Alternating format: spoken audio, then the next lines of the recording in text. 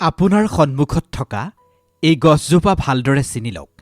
বিশেষকৈ পাতবোৰ চাওক। এই পাতবোৰ আপুনি ভালদৰে চিনি লওক। এই পাতবোৰে আপোনাৰ যিমান পুৰণা বিষ আছে এই সকলো বিষ নিমিষতে শুহি ল'ব পাৰে। ক'ৰবাত যদি আপুনি দুখ পাইছে সেই বিষো এই পাতেৰে নোহোৱা কৰি দিব পাৰিব। এই পাত আপুনি ভালদৰে আকৌ এবাৰ চাই লওক। চিনি নিশ্চয় চাগে পাইছেই। যিসকলে চিনি পোৱা নাই তেওঁলোকক মই বুজাই ক'ম। যদি আপুনি চিনি পাইছে তেন্তে কমেণ্ট কৰি জনাবলৈ নাপাহৰিব। এই গছজোপা মানে এই পাতবোৰ অতি চমৎকাৰী। ইয়াৰ চমৎকাৰী ঔষধি গুণৰ বিষয়ে জানিলে আপুনিও হতবাক হ'ব। আপুনি অলাগতিয়াল বুলি ভাবিব পাৰে, কিন্তু এই পাতবোৰত এনেকুৱা চমৎকাৰী ঔষধি গুণ লুকাই আছে, যিমানেই পুৰণি বিষ নহওক কিয় সেই সকলো বিষ এই পাতটোৱে শুহি ল'ব পাৰে। বিশ্বাস হোৱা নাই যদি আপুনি প্ৰমাণ কৰি চাব পাৰে। আজিকালিহে মানুহে বিষত পেইন কিলাৰ খায়। আগৰ দিনত যেতিয়া আধুনিক চিকিৎসা পদ্ধতি নাছিল, মানুহে এই পাতৰ দ্বাৰাই মানুহৰ শৰীৰৰ সমস্ত বিষ নোহোৱা কৰিছিল। এই পাতৰ মাজত এনেকুৱা ঔষধি গুণ লুকাই আছে যিবোৰৰ বিষয়ে আমি নাজানো। সেইবাবে এই পাতৰ পৰা আচল লাভখিনি আমি অৰ্জন কৰিব নোৱাৰোঁ। কিন্তু আজি চিন্তা নাই। আজি মই এই পাতৰ আচল লাভালাভৰ বিষয়ে আপোনাক ক'ম। য'তেই এইজোপা গছ দেখিছে আপুনি ঘৰলৈ লৈ আহক। কাৰণ প্ৰতিখন ঘৰতেই যিকোনো এক বিষত আক্ৰান্ত মানুহ নিশ্চিতভাৱে থাকেই। কাৰোবাৰ কঁকালৰ বিষ, কাৰোবাৰ ভৰিৰ তলুৱাৰ বিষ, গোৰোহাৰ বিষ, কাৰোবাৰ আঁঠুৰ বিষ, কাৰোবাৰ গলধনৰ বিষ। এনেকুৱা ধৰণৰ বিষজনিত সমস্যাত প্ৰতিখন ঘৰতেই আক্ৰান্ত লোকৰ সংখ্যা এজন হ'লেও থাকেই। য'তেই এই পাত দেখিছে ঘৰলৈ লৈ আহক। এই পাত কেনেকৈ ব্যৱহাৰ কৰি আপুনি আপোনাৰ শৰীৰৰ সমস্ত বিষ নোহোৱা কৰিব পাৰিব, সকলো আজি মই এই ভিডিঅ'টোতেই উল্লেখ কৰিম। নমস্কাৰ, মই কৃষ্ণ ভূঞা। আপুনি চাই আছে be positive and always be positive.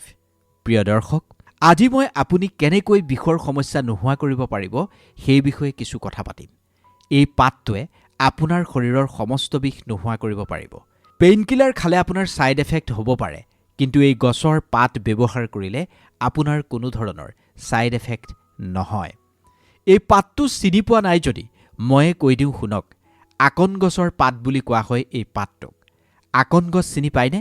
নিশ্চিতভাৱে বহুজনে চাগে পাতটো দেখি চিনিব পাৰিছে। জংঘলত থকা এজোপা গছ, যিজোপা গছত বগা আৰু বেঙুনীয়া ফুল ফুলে।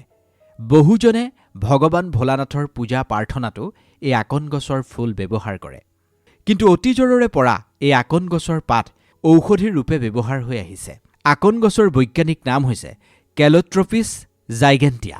এই পাতৰ মাজত বিভিন্ন ধৰণৰ ৰোগ, গাঁঠিৰ বিষ, উশাহ নিশাহ সম্বন্ধীয় বেমাৰ ভাল কৰাৰ ঔষধীয় গুণ লুকাই আছে। এতিয়া আপুনি এই পাত কেনেকৈ ব্যৱহাৰ কৰিব সেই বিষয়ে মই আপোনাক বিস্তৃতভাৱে এই ভিডিঅ'টোত উল্লেখ কৰিম। আপুনি এনেকুৱা আকন গছৰ পাত ঘৰলৈ ছিঙি আনিব। কিন্তু মনত ৰাখিব, এই পাত ছিঙোতে গাখীৰৰ দৰে এটা আঠাজাতীয় বস্তু ওলায়। সেইখিনিৰ পৰা আপুনি বাচি থাকিব লাগিব, কাৰণ এইখিনি অত্যন্ত বিষাক্ত। কেনেবাকৈ যদি আপোনাৰ চকুত সেই গাখীৰৰ দৰে আঠাজাতীয় পদাৰ্থখিনি লাগিবলৈ হয়, তেন্তে আপুনি দৃষ্টিশক্তি পৰ্যন্ত হেৰুৱাই দিব পাৰে।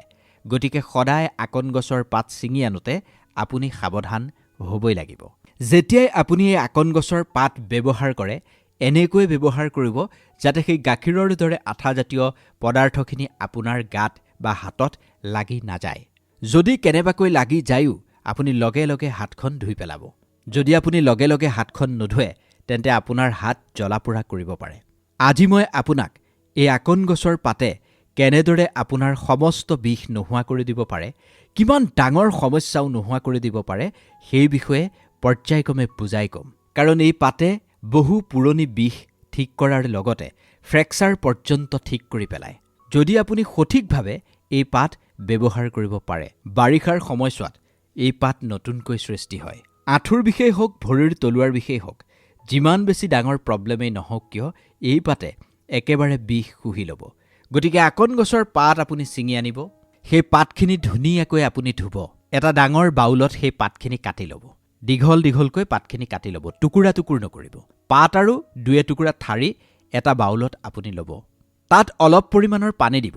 ইমানখিনি পানী দিব যাতে পাতখিনি ভিজি থাকে। তাৰপিছত সেই পানীখিনি উতলাব।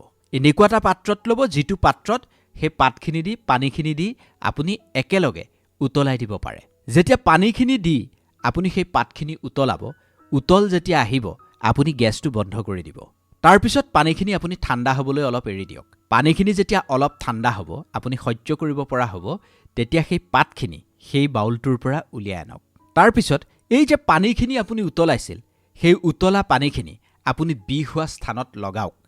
মানে যদি আপোনাৰ ভৰিৰ তলুৱাৰ বিষ হৈ আছে, তেতিয়া সেই পানীখিনি, যিখিনি পানীত আপুনি আকন গছৰ পাতখিনি উতলাইছিল, সেই পানীখিনিত আপুনি ভৰিখন জুবুৰিয়াই ৰাখক। আৰু যিবোৰ পাত আপুনি সিজাইছিল, লাহেকৈ সেই পাতখিনি নফটাকৈ আপুনি ভৰিটোত অকণমান মালিচ কৰি দিয়ক, সানি দিয়ক পানীখিনি। মানে আপোনাৰ বিষ হোৱা স্থানত আকন গছৰ পাত উতলোৱা পানীখিনি লাগিব লাগে। কাৰণ বিষৰ সমস্যা কেৱল যে বয়সৰ লগে লগে বাঢ়ি যায় তেনেকুৱা নহয়। আজি বয়োজ্যেষ্ঠ মানুহ এজনে যিটো সমস্যাত ভুগি আছে, আজি ডেকা ল'ৰা এটাইও সেই একেটাই সমস্যাত ভুগি থাকিব পাৰে। কাৰণ বিষ যিকোনো মানুহৰ হ'ব পাৰে।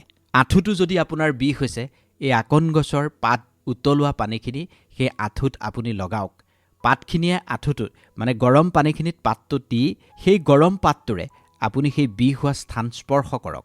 এই গছ ক'ত পাম বুলি আপুনি চিন্তা কৰি থাকিব নালাগে। ঘৰৰ ওচৰে পাজৰে অকণমান জংঘলত চাব, এনেকুৱা গছ উভৈ নদী হৈ থাকে। বহু মানুহে নিজৰ ঘৰতে আকন গছ ৰুই লৈছে। যিকোনো বিশেষ পূজাত আকন গছৰ ফুলৰ প্ৰয়োজন হয়। আকন গছ সেইকাৰণে অতি বিশেষ। বিশেষকৈ ভগৱান ভোলানাথৰ পূজা অৰ্চনাত আকন গছৰ প্ৰয়োজন হয় বুলি যুগে যুগে বিশ্বাস কৰি অহা হৈছে। যেতিয়া এই পাতখিনি উতলোৱা পানীখিনিৰে আপুনি ভৰিখন ধুব বা বিষ হোৱা ঠাইডোখৰ যেতিয়া সেই পানীখিনিৰে ধুব, আৰু আকন গছৰ পাতখন যেতিয়া আপোনাৰ বিষ হোৱা ঠাইডোখৰত স্পৰ্শ কৰাই দিব, আপুনি বহুত বেছি ৰিলেক্স পাব। যদি তাৰ পিছতো আপুনি আৰাম পোৱা নাই, তেন্তে বিষ হোৱা স্থানত এই পাতখিনি বান্ধি ল'ব লাগিব। তাৰ কাৰণে কি কৰিব লাগিব সেইটোও মই আপোনাক বুজাই দিম। এনেকুৱা নহয় যে আপুনি উতলাই থোৱা পানীখিনিৰ পৰা পাতকেইটা তুলি আনিব আৰু সেই পাতকেইটাই বিষ হোৱা স্থানত আপুনি বান্ধি দিব। পাতটো আপুনি বান্ধিব, কিন্তু কেনেকৈ বান্ধিব সেইখিনি আপুনি বুজি ল'লে পিছত বিপদত নপৰে। সেইকাৰণে মই পাতটো কেনেকৈ বিষ হোৱা স্থানত বান্ধিব লাগিব মই বুজাই ক'বলৈ এই ভিডিঅ'টোতেই চেষ্টা কৰিম। খুব ধুনীয়াকৈ পাতকেইখিলামান ছিঙি আনিব। তাৰপিছত সেই পাতকেইখিলা ধুব।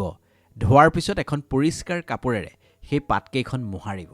ধুনীয়াকৈ ধুই যেতিয়া আপুনি এখন কাপোৰেৰে পাতখন মচি পেলাব, ৩-৪খন পাত আপুনি ল'ব, ধুনীয়াকৈ ধুই সেই তিতা পাতকেইখিলা খুব ধুনীয়া পৰিষ্কাৰ গামোচা এখনেৰে মচি পেলাব। ইয়াৰ পিছত আপুনি সেই পাতকেইখিলাত অলপ অলপ মিঠাতেল লগাব। অধিক প্ৰভাৱশালী কৰিবৰ কাৰণে বিশুদ্ধ হালধিও আপুনি সেই মিঠাতেলখিনিৰ সৈতে এড কৰিব পাৰিব। যিমানটা পাতৰ আপোনাক প্ৰয়োজন হয় আপুনি সিমানটা পাতেই তেনেদৰে তেল সানি ল'ব। পাতকেইখিলাত যেতিয়া আপুনি মিঠাতেল সনা সম্পূৰ্ণ হ'ব, তেতিয়া আপুনি এখন টাৱা ল'ব বা এখন মাটিৰ কেৰাহী ল'ব। কেৰাহীখন ওলোটা কৰি দিব বা টাৱাখন আপুনি ওলোটা কৰি দি গেছটো জ্বলাই দিব। যদি জুইত কৰে, জুইটো কৰিব পাৰে। তাৰপিছত এই যে তেল সানি থৈছিল পাতকেইখিলা, সেই পাতকেইখিলা আপুনি সেই ওলোটাকৈ থোৱা কেৰাহীখন বা ওলোটাকৈ থোৱা টাৱাখনত অলপ সেকিব। পাতকেইখিলা যেতিয়া আপুনি সেকিব, পাতকেইখিলা বহুত বেছি নৰম হৈ পৰিব।